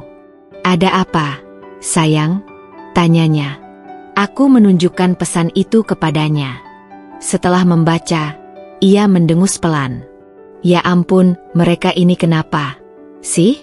Sudah salah menilai, bukannya minta maaf, malah makin ngejelek-jelekin kamu." Aku tersenyum tipis. "Ya, begitulah, Mas. Dari awal aku memang sudah tahu mereka tidak akan langsung berubah hanya karena satu kejadian." Mas Tony menggeleng pelan. "Aku harus bicara sama mereka." Aku menahan tangannya. "Enggak usah, Mas. Mereka mau bicara apapun, aku enggak peduli. Toh, aku tahu siapa diriku. Yang penting aku dan kamu bahagia. Mereka mau iri atau dengki, itu urusan mereka." Suamiku menatapku dalam, lalu tersenyum bangga. "Kamu memang luar biasa, Dinda." Aku hanya tersenyum dan menyeruput kopiku lagi. Aku tahu, ini belum berakhir. Keluarga Mas Tony mungkin akan terus mencari cara untuk menjatuhkanku. Tapi aku juga tahu bahwa waktu akan membuktikan segalanya. Dan tanpa mereka sadari, takdir sudah menyiapkan sesuatu untuk mereka. Karma yang akan datang di saat yang paling tepat. Hari demi hari berlalu setelah acara halal bihalal itu, tetapi rupanya keluarga Mas Tony masih belum bisa menerima kenyataan yang mereka saksikan malam itu. Mereka terus membicarakanku di belakang, berusaha mencari celah untuk menjatuhkanku. Namun, aku memilih untuk tidak peduli. Aku terlalu sibuk dengan pekerjaanku, mengelola bisnis yang telah kubangun dari nol hingga mencapai titik sukses seperti sekarang. Namun, yang namanya kehidupan selalu memiliki cara tersendiri untuk mengajarkan pelajaran pada mereka yang terlalu angkuh. Tanpa kusangka, satu persatu anggota keluarga Mas Tony mulai mengalami kesulitan dalam hidup mereka. Aku tidak bermaksud merayakan kesialan orang lain, tetapi ketika mendengar kabar itu, aku tak bisa menahan diri untuk berpikir bahwa ini mungkin adalah bentuk karma atas perlakuan mereka terhadapku. Yang pertama terkena dampaknya adalah Kak Sari. Sejak dulu, dia dikenal sebagai sosok yang selalu membanggakan statusnya sebagai istri dari seorang pengusaha sukses. Dia seringkali menyindir orang lain yang menurutnya memiliki standar hidup lebih rendah darinya. Tapi siapa sangka, bisnis suaminya ternyata mengalami masalah besar. Sebuah skandal keuangan terkuak di perusahaan tempat suaminya bekerja. Ternyata, ada masalah penggelapan dana yang melibatkan beberapa petinggi di sana. Meskipun suami Kak Sari tidak secara langsung terlibat, tetapi sebagai bagian dari manajemen perusahaan, ia ikut terseret dalam kasus itu. Akibatnya, suaminya harus menjalani pemeriksaan hukum, aset-aset mereka dibekukan, dan mereka mengalami kesulitan finansial yang cukup serius. Aku mengetahui hal ini ketika suatu hari aku menerima telepon dari seorang sepupu Mas Tony yang cukup dekat denganku. "Bak Dinda, kamu sudah dengar soal Kak Sari?" Aku mengernyitkan dahi. "Belum." "Memangnya ada apa?" "Suaminya kena masalah di kantornya. Katanya sih, kasus keuangan besar. Sekarang mereka lagi stres karena tabungan mereka juga kena dampaknya. Aku dengar mereka bahkan harus menjual beberapa aset buat bertahan." Aku terdiam sejenak, mencerna informasi itu. Betapa ironisnya. Dulu, Kak Sari selalu membanggakan kekayaannya, seolah hidupnya tidak akan pernah mengalami kesulitan. Sekarang, justru dia yang harus merasakan bagaimana rasanya kehilangan stabilitas finansial. Tapi ternyata, bukan hanya Kak Sari yang mengalami kesulitan. Tante Siska, yang selama ini paling vokal dalam meremehkanku, juga terkena masalah besar. Aku mendengar kabar bahwa bisnis butik yang dia kelola mulai merugi. Banyak pelanggan lama yang berhenti berbelanja, dan beberapa investor yang dulu mendukungnya mulai menarik diri.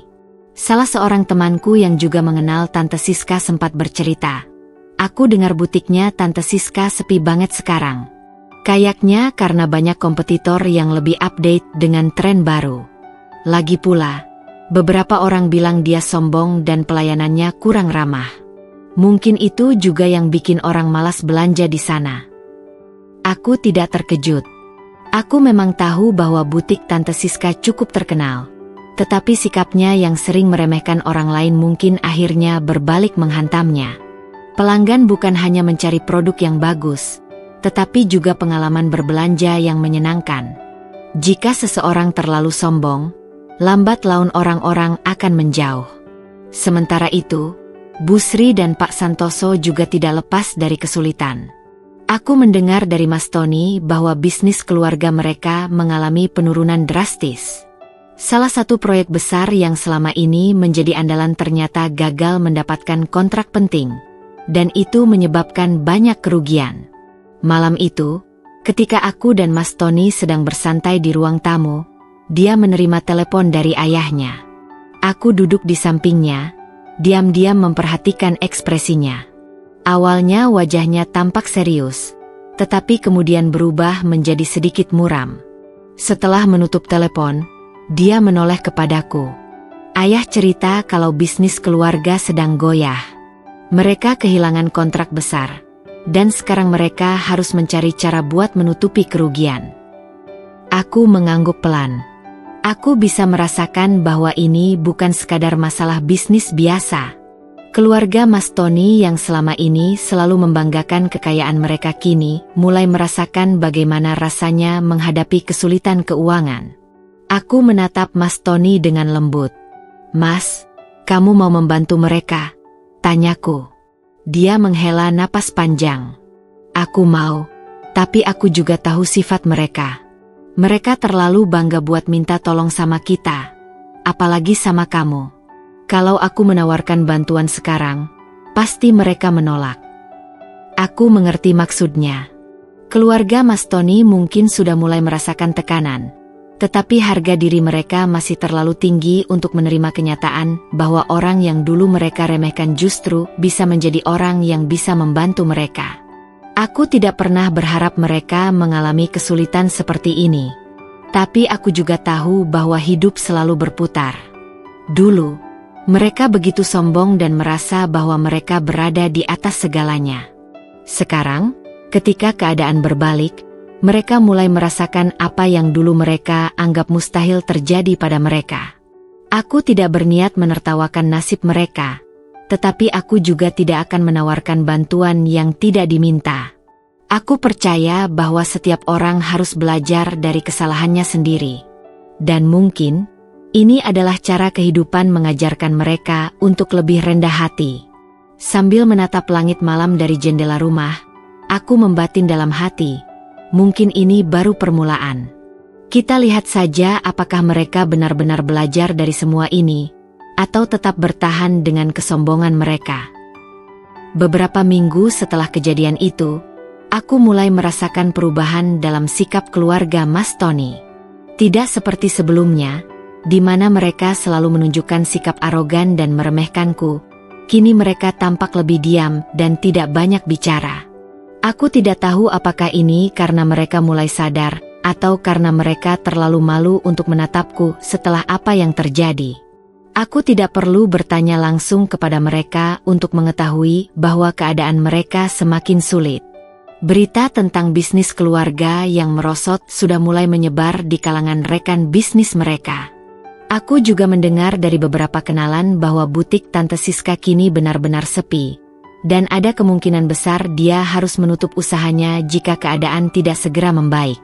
Suatu sore, saat aku sedang bekerja di rumah, ponselku tiba-tiba berdering.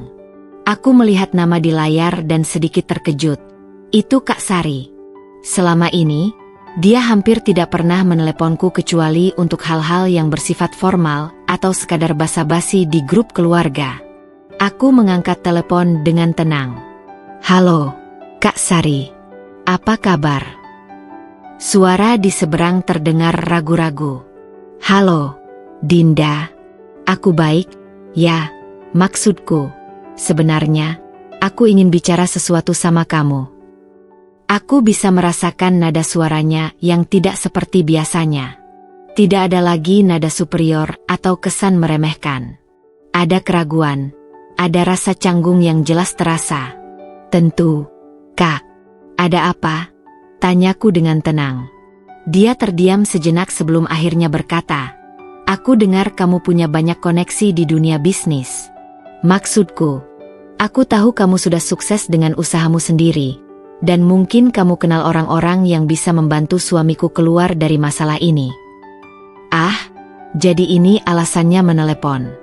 Aku tersenyum tipis. Setelah selama ini meremehkanku, sekarang dia datang meminta bantuan. Aku bisa lihat apa yang bisa kulakukan. "Kak," jawabku sopan. Aku tidak ingin langsung menolak.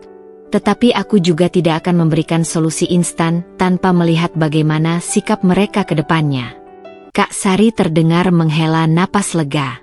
"Terima kasih, Dinda. Aku benar-benar tidak tahu harus bagaimana lagi. Aku tahu mungkin selama ini aku salah menilaimu. Mungkin aku terlalu sombong." Kata-kata itu membuatku terdiam sejenak. Jadi akhirnya dia mengakui juga. Tapi aku tidak ingin menghakimi atau mempermalukannya lebih jauh. Aku hanya ingin melihat apakah ini benar-benar penyesalan yang tulus atau hanya karena keadaan memaksa mereka untuk bersikap baik kepadaku. Aku menutup telepon dengan perasaan campur aduk. Aku ingin membantu, tetapi aku juga ingin mereka belajar dari kesalahan mereka. Jika aku langsung memberikan solusi, mereka mungkin tidak akan benar-benar berubah. Beberapa hari kemudian, aku menerima undangan makan malam dari Bu Sri dan Pak Santoso. Ini adalah sesuatu yang tidak biasa. Selama ini, mereka jarang mengundangku secara pribadi tanpa ada acara keluarga besar. Ketika aku dan Mas Tony tiba di rumah mereka, aku langsung merasakan suasana yang berbeda.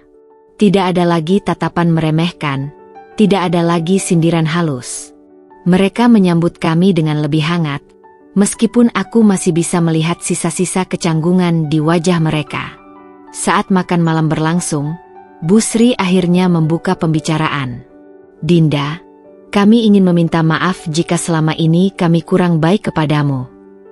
Aku meletakkan sendok dan garpuku, menatapnya dengan tenang. "Tidak apa-apa, Bu. Saya sudah melupakannya." Pak Santoso ikut menimpali.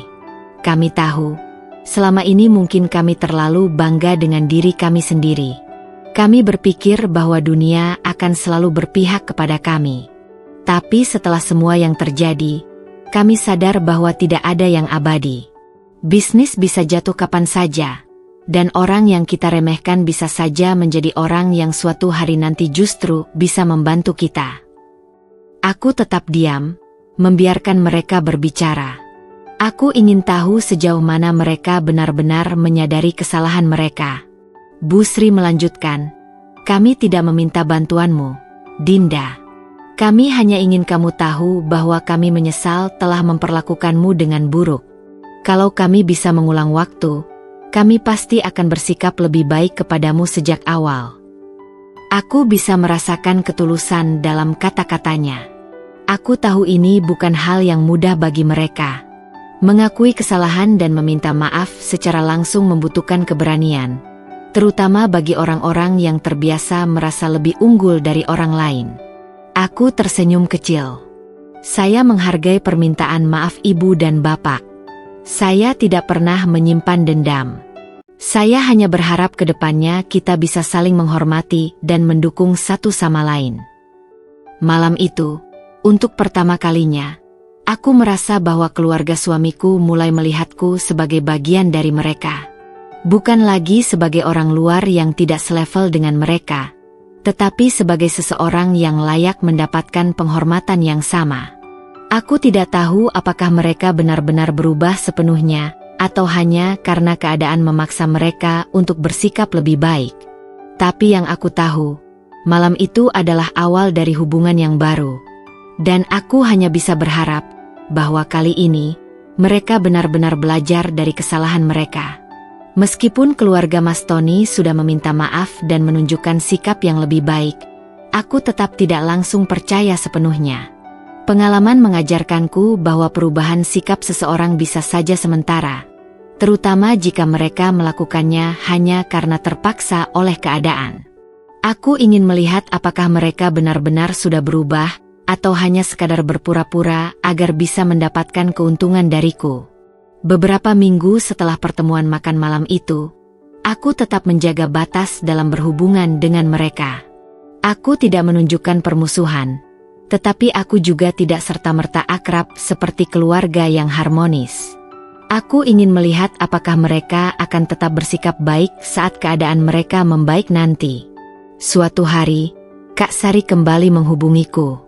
Kali ini suaranya terdengar lebih lembut dan tidak lagi seperti seseorang yang merasa lebih tinggi dariku. Dinda, aku ingin bertemu denganmu. Boleh kita makan siang bersama? Aku sedikit terkejut, tetapi aku tetap setuju. Aku ingin melihat apakah ada sesuatu yang berubah dalam dirinya, atau apakah dia hanya ingin memanfaatkan situasi. Kami pun bertemu di sebuah restoran yang cukup tenang. Saat aku tiba, dia sudah duduk di sana dengan wajah yang terlihat lebih lelah dibanding terakhir kali aku melihatnya. Begitu aku duduk, dia langsung menghela napas panjang. Dinda, aku ingin bicara dari hati ke hati. Aku sadar aku sudah banyak salah sama kamu.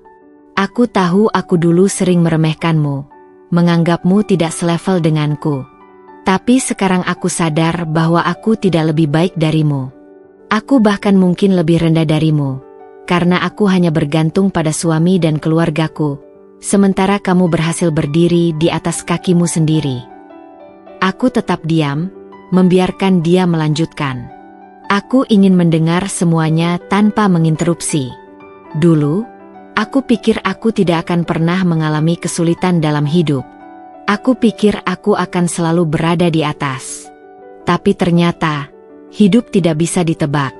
Begitu bisnis suamiku terkena masalah, aku tidak tahu harus berbuat apa. Aku panik, aku takut, aku merasa dunia runtuh. Dan saat itu aku sadar bahwa selama ini aku terlalu sombong. Dia menundukkan kepala, menatap cangkir kopinya dengan tatapan kosong. Dinda, aku benar-benar minta maaf.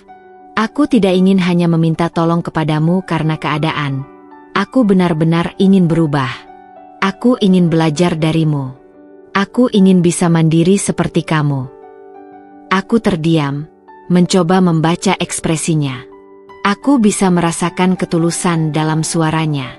Ini bukan sekadar permintaan maaf yang dipaksakan, melainkan sesuatu yang benar-benar datang dari hatinya. Aku akhirnya menghela napas pelan. Aku tidak pernah menyimpan dendam, Kak. Aku memang terluka dengan perlakuan kalian dulu, tapi aku tidak akan terus-menerus hidup dengan kebencian. Jika kakak benar-benar ingin berubah, aku akan dengan senang hati membantu. Mata Kak Sari berkaca-kaca, dan dia menggenggam tanganku. Terima kasih, Dinda. Aku berjanji tidak akan mengulangi kesalahanku. Hari itu, untuk pertama kalinya, aku merasa bahwa hubungan kami benar-benar bisa berubah menjadi lebih baik. Sementara itu, Tante Siska masih mencoba bertahan dengan bisnis butiknya yang semakin merosot.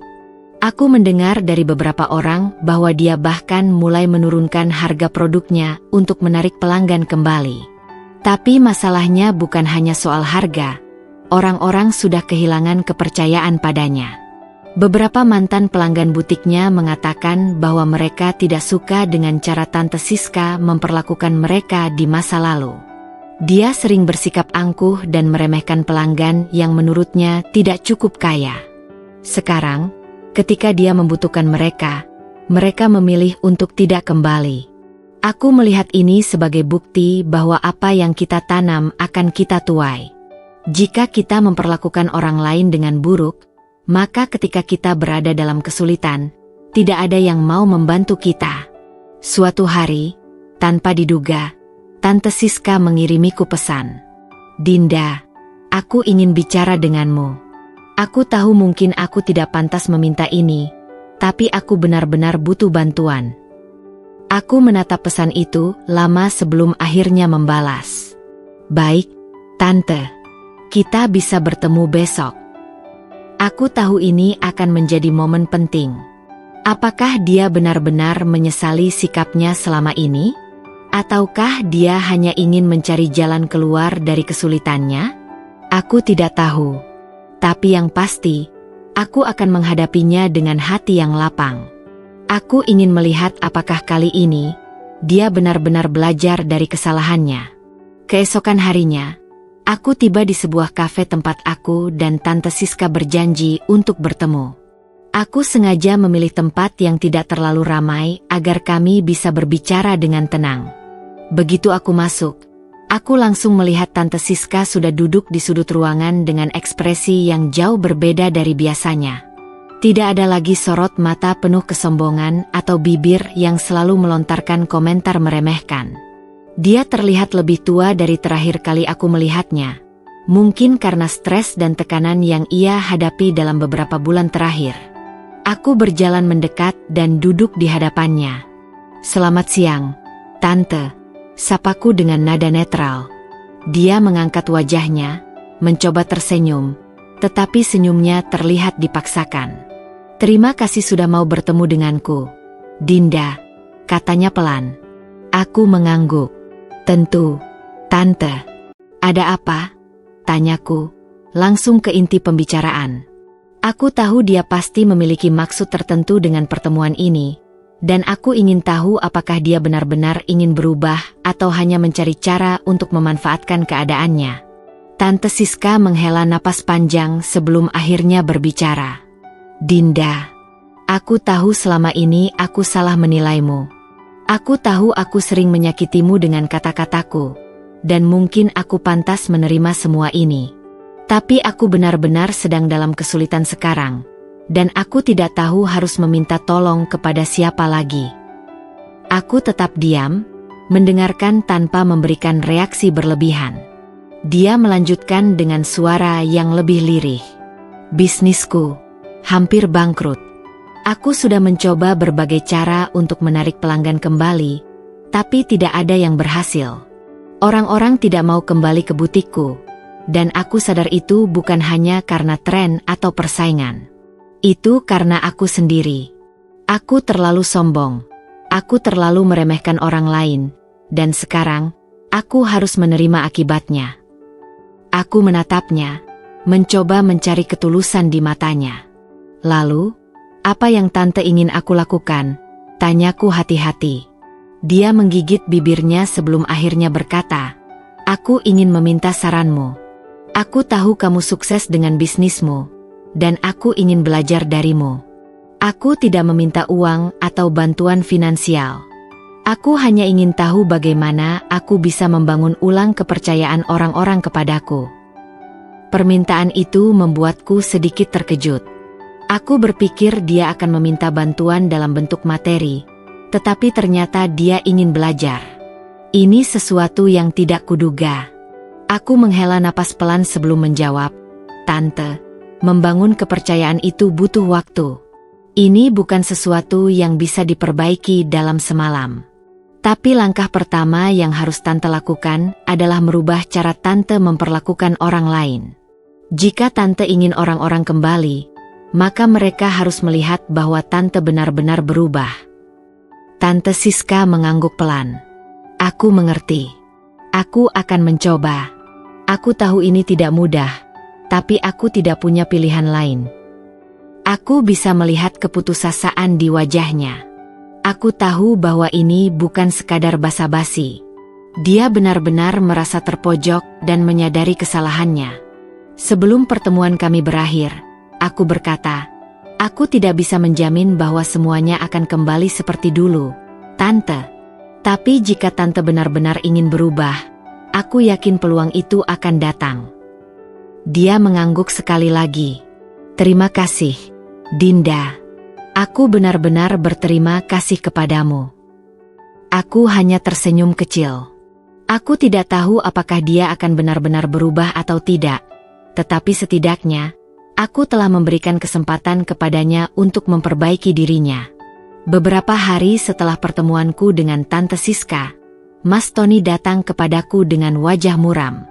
Dinda, aku baru saja bicara dengan ayah dan ibu. Mereka benar-benar sedang dalam masalah besar, katanya dengan nada serius. Aku meletakkan buku yang sedang kubaca dan menatapnya dengan cemas. Masalah apa?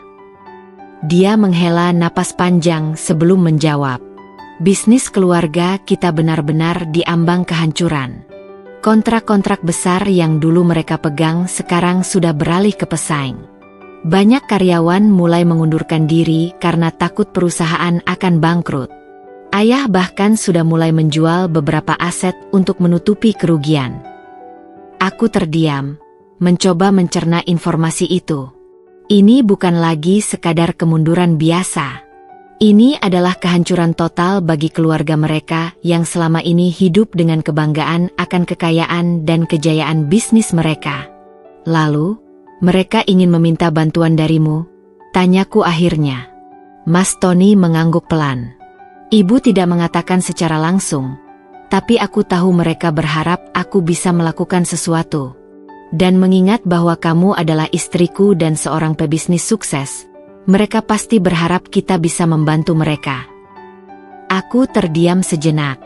Aku tidak keberatan membantu jika memang mereka benar-benar membutuhkannya. Tetapi aku juga tidak ingin mereka menganggapku sebagai penyelamat instan yang bisa memperbaiki semua masalah mereka tanpa usaha dari mereka sendiri. Mas, kalau kita membantu mereka sekarang, apakah mereka akan benar-benar berubah? Atau mereka hanya akan kembali ke kebiasaan lama begitu keadaan mereka membaik? Tanyaku hati-hati. Mas Tony terdiam.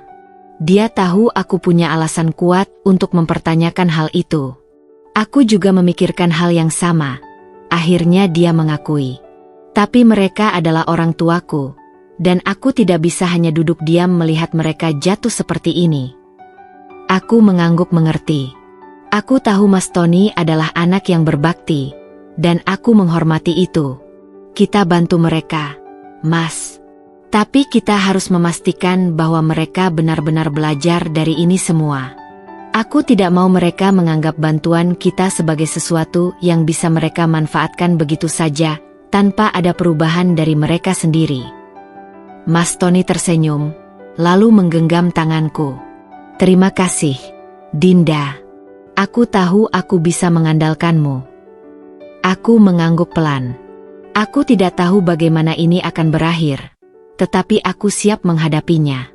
Jika ini adalah kesempatan bagi keluarga Mas Tony untuk benar-benar berubah, maka aku akan memberikan mereka kesempatan itu. Namun, jika mereka kembali pada kebiasaan lama mereka, aku tidak akan ragu untuk menarik batas yang lebih tegas. Hari demi hari berlalu, dan kondisi keluarga Mas Tony semakin memburuk.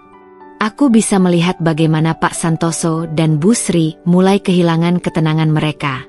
Dulu, mereka selalu tampil anggun dan penuh percaya diri, seolah-olah dunia berada dalam genggaman mereka. Tapi kini, sorot mata mereka dipenuhi kekhawatiran, Wajah mereka yang dulu selalu terawat mulai menunjukkan tanda-tanda kelelahan. Suatu malam, Mas Tony dan aku berkunjung ke rumah mereka. Begitu masuk ke ruang tamu, aku melihat Pak Santoso duduk di sofa dengan tatapan kosong, sementara Bu Sri hanya diam dengan tangan terlipat di pangkuannya. Tidak ada lagi percakapan penuh kebanggaan tentang bisnis keluarga mereka. Tidak ada lagi sikap angkuh yang selama ini selalu mereka tunjukkan di hadapanku. "Mas, Dinda, terima kasih sudah datang," kata Bu Sri akhirnya dengan suara yang terdengar jauh lebih lembut dari biasanya. Aku dan Mas Tony duduk di hadapan mereka. Aku menunggu mereka untuk berbicara, karena aku tahu mereka pasti memiliki sesuatu yang ingin disampaikan. Pak Santoso akhirnya menghela napas panjang sebelum berkata, "Kami tidak akan bertele-tele. Kami tahu kami sedang berada dalam situasi yang sangat buruk, dan kami benar-benar butuh bantuan kalian." Aku menatapnya dengan tenang. Aku sudah menduga hal ini, tetapi aku ingin tahu bagaimana mereka akan meminta bantuan. Apakah mereka akan melakukannya dengan rendah hati, atau masih ada sisa kesombongan dalam diri mereka? "Bisnis kita hampir bangkrut," lanjutnya. "Kami kehilangan banyak klien, dan utang semakin menumpuk. Jika ini terus berlanjut, kami mungkin harus menjual rumah ini dan pindah ke tempat yang lebih kecil." Mataku sedikit membesar. Rumah ini adalah kebanggaan mereka.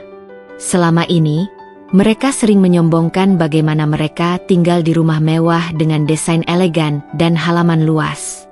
Jika mereka sampai harus menjualnya, berarti keadaan mereka benar-benar sudah di titik terendah. Aku melirik Mas Tony, yang juga terlihat serius mendengarkan. Bu Sri akhirnya berbicara dengan suara yang lebih lirih. "Kami tahu, selama ini kami mungkin tidak memperlakukan Dinda dengan baik.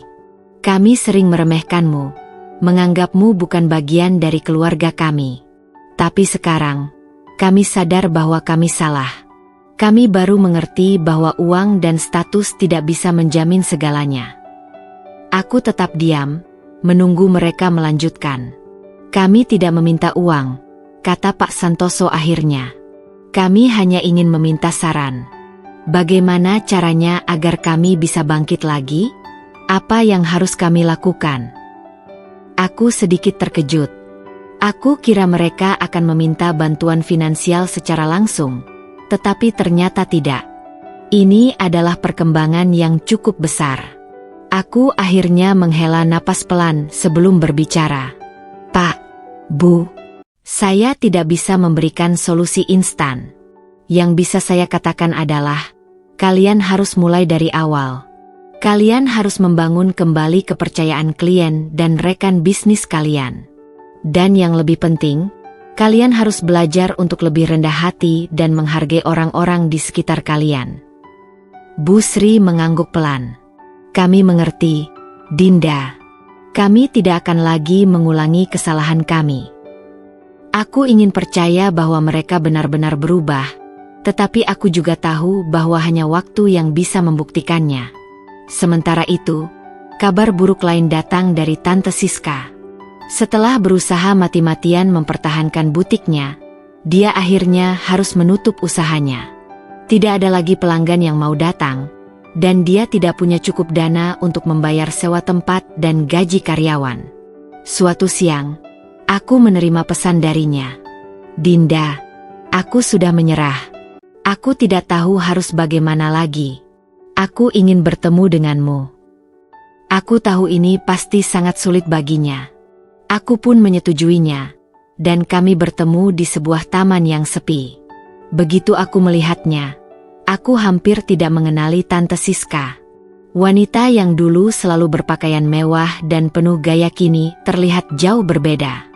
Wajahnya tampak lebih tua, matanya sembab seperti habis menangis, dan pakaiannya tidak lagi mencerminkan kesan glamor seperti dulu. "Dinda." Suaranya serak. Aku sudah kehilangan segalanya." Aku menatapnya dengan tenang. "Apa yang terjadi, Tante?" Dia mengusap wajahnya dengan gemetar. "Setelah butikku tutup, Aku mulai menjual beberapa barang untuk bertahan. Aku pikir aku masih bisa memulainya lagi dengan modal yang tersisa. Tapi aku salah. Tidak ada yang percaya padaku lagi. Tidak ada yang mau bekerja sama denganku. Aku sudah mencoba meminta bantuan kepada beberapa teman lama, tapi mereka semua menghindar. Aku mengerti perasaannya. Ini adalah karma yang akhirnya datang menghampirinya. Dulu, dia memperlakukan orang lain dengan buruk, dan sekarang, saat dia membutuhkan bantuan, tidak ada yang peduli padanya. Aku tahu ini terdengar keterlaluan, tapi, bisakah kamu membantuku, Dinda? Suaranya hampir seperti bisikan. Aku tidak meminta uang. Aku hanya butuh kesempatan untuk memulai dari awal. Aku menatapnya dalam diam. Aku tahu aku punya dua pilihan. Membiarkannya menghadapi akibat dari perbuatannya, atau memberinya kesempatan kedua. Akhirnya, aku menghela napas. Tante, aku akan membantumu, tapi dengan satu syarat. Dia mengangguk cepat. Apapun itu, aku akan melakukannya. Aku menatap matanya. Tante harus benar-benar berubah. Jika aku melihat tante kembali ke kebiasaan lama, aku tidak akan memberikan kesempatan lagi. Air mata mengalir di pipinya, dan dia mengangguk. Aku janji, Dinda. Aku janji aku akan berubah. Aku hanya bisa berharap bahwa kali ini, dia benar-benar menepati janjinya. Beberapa bulan berlalu, dan perlahan-lahan aku melihat perubahan nyata dalam keluarga Mas Tony dan Tante Siska. Pak Santoso dan Bu Sri mulai belajar bagaimana menjalankan bisnis dengan lebih jujur dan rendah hati. Mereka tidak lagi mengandalkan koneksi semata, tetapi benar-benar bekerja keras untuk membangun kembali perusahaan mereka dari nol. Kak Sari juga mulai belajar bisnis dariku dan mulai menemukan jalan untuk mandiri. Sementara itu, Tante Siska yang dulu sangat angkuh kini bekerja sebagai staf di sebuah butik kecil milik temanku. Dia tidak lagi berperan sebagai pemilik yang bisa memerintah seenaknya, tetapi sebagai karyawan yang harus belajar dari bawah. Ini adalah pelajaran hidup yang paling besar baginya, dan aku melihat bagaimana dia mulai memahami arti kerja keras dan menghargai orang lain. Aku tahu, kejatuhan mereka bukanlah sesuatu yang aku rencanakan atau aku harapkan. Tapi aku percaya bahwa ini adalah pelajaran yang harus mereka lalui agar bisa menjadi orang yang lebih baik. Dan akhirnya, aku merasa bahwa aku telah mendapatkan sesuatu yang lebih berharga daripada balas dendam. Aku mendapatkan keadilan. Hari itu, aku duduk di teras rumah sambil menikmati secangkir teh hangat. Angin sore yang sejuk berhembus pelan, membawa aroma melati dari taman kecil di depan rumah. Aku menatap langit yang mulai berubah warna, dari biru terang menjadi oranye keemasan. Sudah berbulan-bulan berlalu sejak peristiwa besar yang mengubah hidup keluarga Mas Tony, dan aku merasa inilah waktu yang tepat untuk merenungkan semuanya. Aku tak pernah menyangka bahwa roda kehidupan bisa berputar secepat ini. Dahulu, aku hanyalah menantu yang diremehkan, dianggap tidak layak menjadi bagian dari keluarga besar yang penuh dengan kesombongan. Namun sekarang, keadaan telah berbalik. Keluarga Mas Tony yang dulu memandangku sebelah mata kini melihatku dengan penuh hormat, bahkan meminta bimbinganku dalam banyak hal. Bu Sri yang dulu angkuh kini lebih banyak bersikap lembut. Aku sering melihatnya lebih tenang, tidak lagi berbicara dengan nada meremehkan atau menunjukkan sikap superiornya. Kadang-kadang, saat kami sedang berbicara, dia terlihat menyesali kesalahannya di masa lalu. Suatu sore, dia datang ke rumahku sendirian. Aku sedikit terkejut, karena biasanya dia selalu ditemani oleh Pak Santoso. Kali ini, dia duduk di sofa ruang tamu dengan ekspresi serius. Dinda, katanya pelan, aku ingin mengatakan sesuatu kepadamu. Aku meletakkan cangkir teh yang sedang kuminum dan menatapnya. Tentu, Bu. Apa itu? Dia menghela napas panjang sebelum akhirnya berkata, aku sadar aku telah banyak menyakitimu di masa lalu. Aku dulu berpikir bahwa harga diri seseorang hanya ditentukan oleh seberapa kaya mereka, siapa keluarga mereka, dan seberapa tinggi status sosialnya. Tapi aku salah. Aku buta akan banyak hal, dan aku menyesal telah memperlakukanmu dengan buruk. Aku tidak langsung menjawab. Aku ingin memastikan bahwa kata-katanya keluar dari hati yang tulus, bukan hanya karena keadaan telah memaksanya untuk bersikap seperti ini. Melihatku tetap diam, dia melanjutkan, "Aku tidak berharap kamu langsung memaafkanku. Aku hanya ingin kamu tahu bahwa aku benar-benar menyesal. Aku belajar dengan cara yang keras bahwa kesombongan tidak akan membawaku kemana-mana." Aku tersenyum kecil. "Bu, aku tidak pernah menyimpan dendam. Aku hanya ingin kita semua belajar dari kesalahan. Yang penting, sekarang ibu sudah menyadari semuanya." Aku melihat mata Bu Sri sedikit berkaca-kaca, tetapi dia segera mengalihkan pandangannya. Ini adalah momen yang tidak pernah aku bayangkan sebelumnya. Seorang wanita yang dulu begitu sombong dan angkuh kini duduk di hadapanku dengan penuh penyesalan.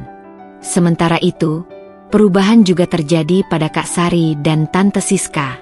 Kak Sari yang dulu sering menganggapku tidak selevel dengannya kini menjadi lebih rendah hati. Dia bahkan mulai belajar bisnis dariku, sesuatu yang dulu tidak pernah terpikir olehnya. Awalnya, aku agak ragu apakah dia benar-benar serius ingin belajar atau hanya mencari cara untuk mendekatiku demi kepentingan pribadinya. Tapi setelah melihat bagaimana dia bekerja keras dan bersungguh-sungguh, aku mulai mempercayainya. Suatu hari, saat kami sedang berbincang di sebuah kafe, dia berkata dengan suara pelan, "Dinda, aku benar-benar berterima kasih kepadamu. Aku tidak tahu bagaimana hidupku sekarang jika aku tidak belajar darimu. Aku dulu berpikir bahwa uang suami akan selalu cukup untuk membiayai hidupku, tapi ternyata aku salah besar." Aku hanya tersenyum dan mengangguk. Aku tidak ingin menghakiminya atas kesalahan masa lalunya, karena yang terpenting adalah dia kini telah berubah. Di sisi lain, Tante Siska yang dulu begitu angkuh kini menjalani hidup yang jauh lebih sederhana. Setelah butiknya bangkrut, dia memutuskan untuk bekerja di butik kecil sebagai pegawai biasa. Awalnya, dia merasa kesulitan beradaptasi. Dulu dia terbiasa memerintah, kini dia harus melayani pelanggan dengan sabar. Tapi seiring waktu, aku melihat bagaimana pengalaman ini mengubahnya. Suatu hari, aku mengunjunginya di tempat kerjanya.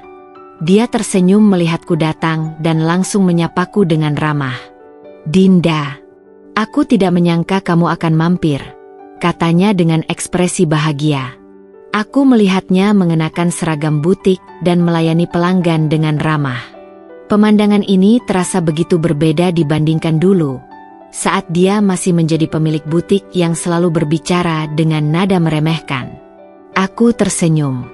"Bagaimana pekerjaanmu, Tante?" Dia menghela napas, tetapi tetap tersenyum. "Tidak mudah, tapi aku belajar banyak hal. Aku belajar bagaimana menghargai orang lain, belajar bagaimana bekerja keras tanpa bergantung pada orang lain. Dan yang terpenting, aku belajar untuk tidak lagi meremehkan orang." Aku menepuk pundaknya pelan. "Itu yang terpenting, Tante. Aku senang melihat perubahan ini." Malam itu, aku duduk di balkon bersama Mas Tony. Kami menikmati langit malam yang bertabur bintang, menikmati momen kebersamaan yang semakin berharga setelah semua yang telah kami lalui. "Dinda," kata Mas Tony sambil menggenggam tanganku, "aku tidak tahu bagaimana hidupku tanpamu.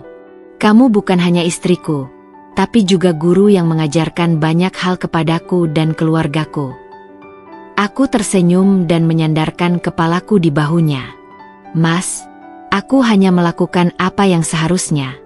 Aku hanya ingin kita semua belajar bahwa hidup ini lebih dari sekadar harta dan status. Yang lebih penting adalah bagaimana kita memperlakukan orang lain dengan baik." Mas Tony mengangguk setuju.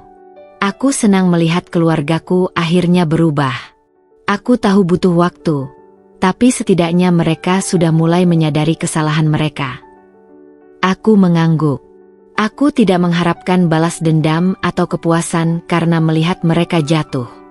Aku hanya ingin mereka belajar, dan aku pikir itu sudah cukup. Kini, hidupku terasa lebih damai. Tidak ada lagi tekanan dari keluarga Mas Tony, tidak ada lagi perasaan diremehkan atau dipandang sebelah mata. Aku mendapatkan tempatku dengan cara yang terhormat, bukan dengan membalas dendam, tetapi dengan membuktikan bahwa aku jauh lebih kuat daripada yang mereka kira. Dan di bawah langit malam yang indah itu, aku tahu satu hal dengan pasti, keadilan akhirnya berpihak padaku.